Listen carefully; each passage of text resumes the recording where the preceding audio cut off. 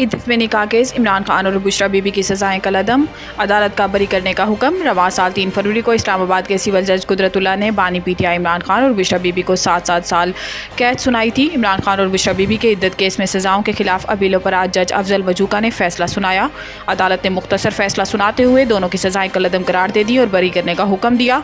अदालत ने कहा कि दूसरे मुकदमे में मतलूब नहीं तो बानी पीटीआई बुशरा बीबी को फौरी रिहा किया जाए। दोनों की रिहाई की रुककारी जारी कर दी गई है। मुल्क भर में आटा मिल्स मालकान की हड़ताल तीसरे रोज़ में दाखिल। आटे की किल्लत पैदा हो गई। मिल्स मालकान ने विद होल्डिंग टैक्स के खिलाफ मुतालबा तस्लीम किए जाने तक हड़ताल जारी रखने का ऐलान किया है, जिससे आटे की मिल्स में ताले लग गए और काम बंद हो गया। काम बंद होने की वजह से मकामी मार्केटों को आटे की तरसील बंद होने से किल्लत पैदा होने का खदशा है। इस हवाले से आटा मिल्स एसोसिएशन का कहना है कि अब तक इनसे हुकूमत ने कोई रब्ता नहीं किया।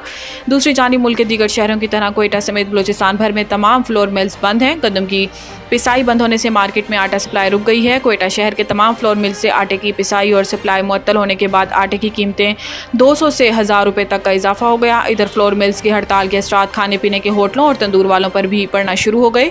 तंदूर मालकान का कहना है कि पहले से महंगाई, मजदूरी, गैस और बिजली के बिलों की वजह से परेशान है। अब आटे की कीमतों में इजाफे से इनका कारोबार और मुतासिर होकर रह गया है।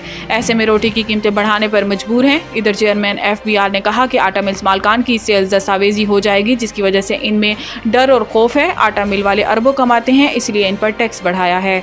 IMF से स्टाफ लेवल मुआहिदा, वज़ीर ख़जाना का स्ट्रक्चरल रिफॉर्म्स लाने का ऐलान। पाकिस्तान और IMF के दरमियान कर्ज प्रोग्राम के लिए स्टाफ लेवल मुआहिदा तय पा गया, जिसके मुताबिक IMF पाकिस्तान को 37 माह के दौरान $7 अरब कर्ज देगा। स्टाफ लेवल मुआहिदे की हतमी मंजूरी IMF का एग्जीक्यूटिव बोर्ड देगा। IMF एलामिये के मुताबिक कर्ज प्रोग्राम में मालियाती और मॉनिटरी पॉलिसी को मजबूत बनाने के इकदाम और टैक्स की बुनियाद को वसी करना शामिल हैं।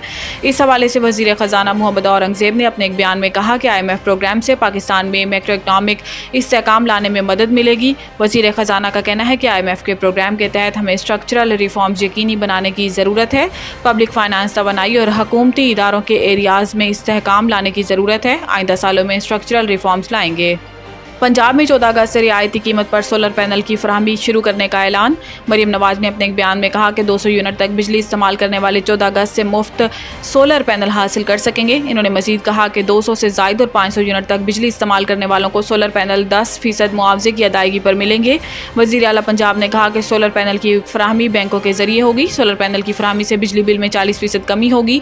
आवाम को रिलीफ देना ही मेरा मिशन है। मुश्किल हालात हैं, लेकिन हम आवाम के साथ हैं और रहेंगे। याद रहे कि चंद रोज़ कबल पंजाब काबीना ने 500 यूनिट तक बिजली इस्तेमाल करने वाले सार्फिन को 10% कीमत पर सोलर पैनल फराहम करने के मंसूबे रोशन घराना की मंजूरी दी थी। इस मंसूबे के तहत 500 यूनिट तक बिजली इस्तेमाल करने वाले सार्फिन के सोलर पैनल की 90% कीमत हुकूमत पंजाब अदा करेगी।